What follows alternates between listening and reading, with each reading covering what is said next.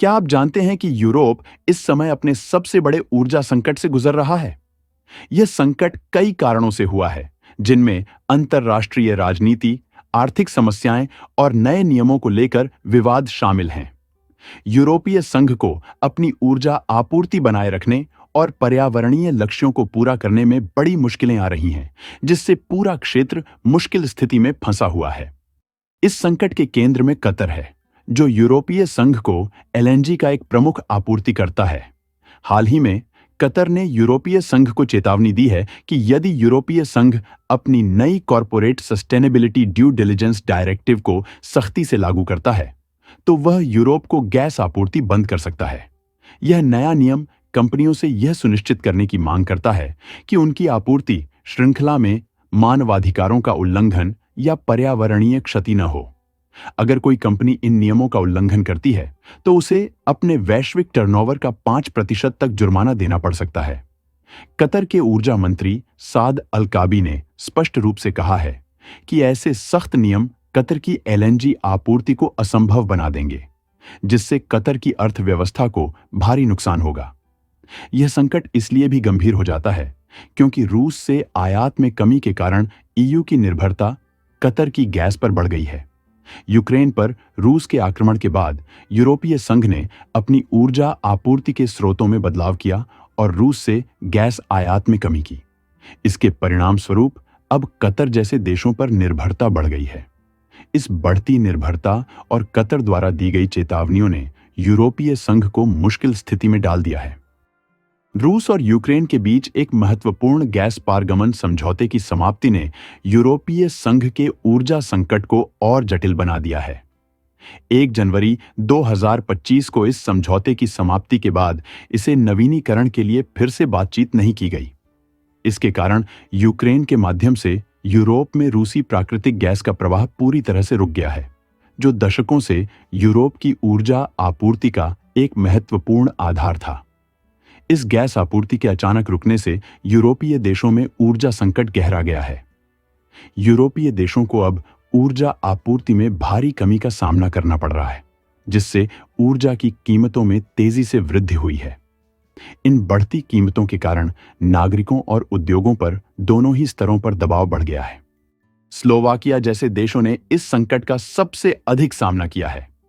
Slovakia, जो कि रूसी गैस पर लंबे समय से निर्भर था, अब वैकल्पिक ऊर्जा स्रोतों की तलाश में संघर्ष कर रहा है।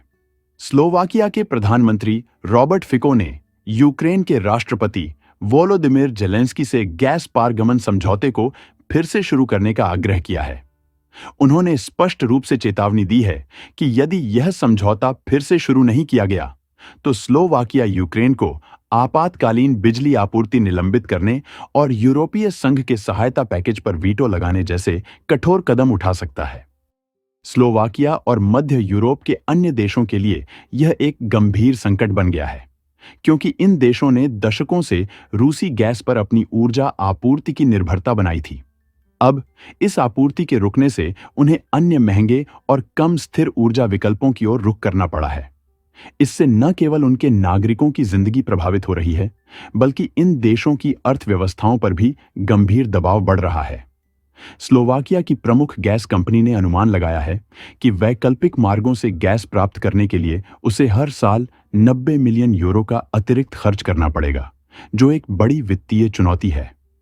इसके अलावा अगर आने वाले महीनों में सर्दी कठोर रही, तो ऊर्जा बुनियादी ढांचे की कमजोरियां और भी अधिक स्पष्ट हो सकती हैं, जिससे संकट और गहरा हो सकता है। इस बीच संयुक्त राज्य अमेरिका के राष्ट्रपति निर्वाचित डोनाल्ड ट्रंप के आक्रामक व्यापारिक बयानबाजी ने ईयू की स्थिति को और चुनौतीपूर्ण बना दिया है। ट्रंप ने चेतावनी दी है कि यदि यूरोपीय संघ अमेरिकी एलएनजी का आयात नहीं बढ़ाता, तो वह यूरोपीय संघ पर कठोर व्यापार शुल्क लगाएंगे। यह कदम अमेरिकी ऊर्जा क्षेत्र को बढ़ावा देने के लिए है, लेकिन इससे यूरोप पर और दबाव बढ़ गया है। इसी दौरान यूरोपीय संघ के भीतर ऊर्जा नीति पर विवाद बढ़ गया है। हंगरी और स्लोवाकिया जैसे देशों ने रूस से ऊर्जा आयात पर और प्रतिबंध लगाने का विरोध किया है। उनका कहना है कि ऐसे कदम उनकी अर्थव्यवस्थाओं पर बहुत बोझ डालते हैं। ये देश लंबे समय से रूस से ऊर्जा ले रहे हैं और अब उन्हें परेशानी हो रही है, क्योंकि अगर रूस से ऊर्जा आयात बंद हो गया तो उनके लिए यह मुश्किल हो सकता है। हंगरी और स्लोवाकिया का कहना है कि अगर यूरोपीय संघ ने रूस से ऊर्जा आयात पूरी तरह से रोक दिया तो इससे उनके उद्योगों और लोगों को बहुत नुकसान होगा। इन देशों के लिए ऊर्जा की कमी का मतलब होगा कि बिजली की कीमतें बढ़ सकती हैं और उनका उत्पादन भी कम हो सकता है। इसलिए ये देश चाहते हैं कि यूरोपीय संघ थोड़ा लचीलापन दिखाए और उन देशों को छूट दे जो रूस से ऊर्जा ले रहे हैं, ताकि उनकी अर्थव्यवस्था पर ज्यादा दबाव न पड़े। इसके अलावा यूरोपीय संघ के अन्य देशों ने भी इस बारे में चिंता जताई है, क्योंकि अगर रूस से ऊर्जा आयात पूरी तरह से बंद हो जाता है तो इससे उनकी ऊर्जा आपूर्ति में भी दिक्कत आ सकती है।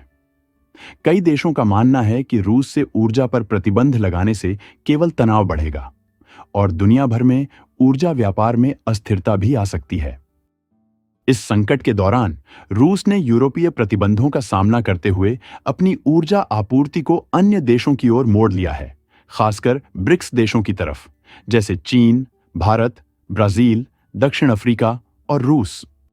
2023 तक चीन और भारत जैसे देशों ने रूस के कच्चे तेल का 78% हिस्सा ले लिया था, जबकि 2021 में यह आंकड़ा केवल 32% था। इस बदलाव ने दुनिया भर में ऊर्जा व्यापार के तरीके को बदल दिया है। रूस को अब यूरोप के बजाय नए देशों से ऊर्जा की आपूर्ति करनी पड़ रही है और भारत और चीन इसके प्रमुख ग्राहक बन गए हैं। भारत खासकर अब यूरोप को परिष्कृत तेल उत्पादों का एक बड़ा निर्यातक बन गया है। इसका मतलब है कि भारत ने रूस से कच्चा तेल लिया, उसे रिफाइनरी में साफ किया और फिर उसे यूरोप को बेचा। इससे भारत को बहुत फायदा हुआ, क्योंकि वह सस्ता कच्चा तेल खरीदकर उसे महंगे दामों में बेच रहा है। अब भारत ऊर्जा व्यापार में एक महत्वपूर्ण खिलाड़ी बन चुका है। यूरोपीय संघ के पास अब बहुत सीमित विकल्प हैं। उसे अपनी ऊर्जा आपूर्ति को बनाए रखते हुए स्थिरता के लक्ष्यों को भी पूरा करना होगा और इसके लिए उसे कठिन फैसले लेने होंगे। यह संकट केवल ऊर्जा आपूर्ति के स्रोतों को विविध बनाने से हल नहीं होगा, बल्कि यूरोपीय संघ के सदस्य देशों के बीच एकता और वैश्विक आपूर्तिकर्ताओं के साथ रचनात्मक संवाद की जरूरत है। यह स्थिति 2009 के उस संकट को याद दिलाती है जब यूक्रेन के जरिए रूस से गैस आपूर्ति बंद हो गई थी और इसका असर 20 से अधिक यूरोपीय देशों पर पड़ा था। उस समय इन देशों को कड़ाके की सर्दी में गैस की भारी कमी का सामना करना पड़ा था।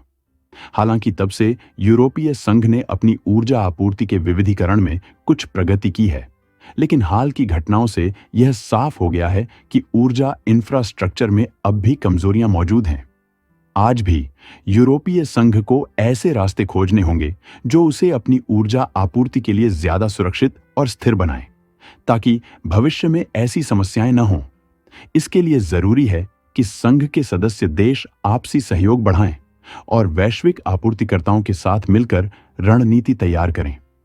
यह तभी संभव हो सकता है जब यूरोपीय देशों के बीच एकजुटता हो, क्योंकि एकजुट होकर ही इस संकट का समाधान संभव है। 2025 का ऊर्जा संकट सिर्फ यूरोप के लिए नहीं, बल्कि पूरी दुनिया के ऊर्जा बाजार के लिए बहुत अहम है। यह संकट यूरोपीय संघ की नीतियों की कमजोरियों को दिखाता है, साथ ही वैश्विक आपूर्ति श्रृंखला में बदलाव और ऊर्जा पर आत्मनिर्भर होने की कोशिश में आने वाली मुश्किलों को भी सामने लाता है।